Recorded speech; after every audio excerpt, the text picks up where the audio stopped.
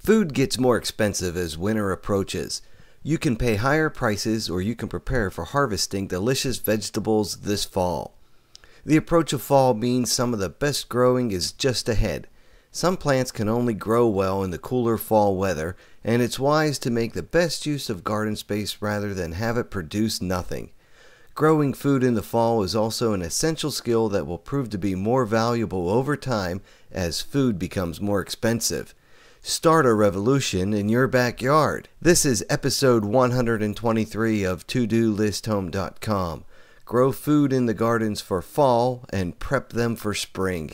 I'm your host, Tony Teolis, and I'm keeping track of things to do for a better life. This fall, I'm growing kale, sweet potatoes, daikon radish, Chinese cabbage, broccoli, garlic, and French red shallots.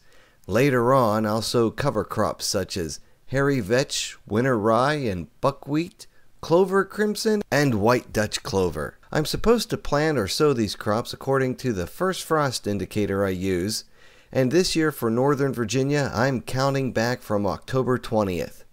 I bought the sweet potato slips, kale, cabbage, and broccoli from the home store.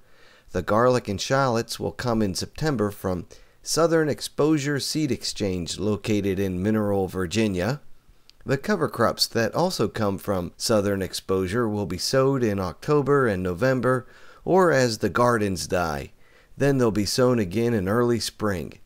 The hairy vetch and the clover may have a chance to bloom before any frost puts them to sleep, and this will help the honeybee hives I have store up some extra nectar and pollen before the winter clusters form. The cover crops also serve to provide nutrients such as nitrogen to the soil. I'll also mulch up all of the leaves that will soon be falling and put them on the gardens to add more nutrients and improve drainage. Most of the gardens were built hugelkultur style, and going into next year the buried wood will continue to break down and add even more life to the gardens.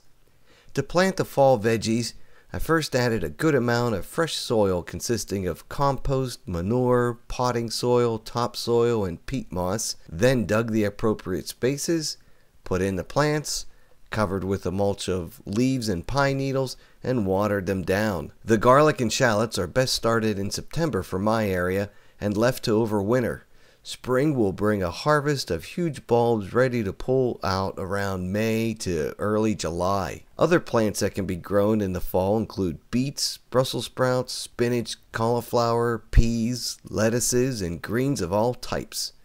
Don't miss out on eating fresh salad this fall from your own garden versus eating lettuce shipped from across the country or some other part of the world. Go to ToDoListHome.com for more things to do for a better life.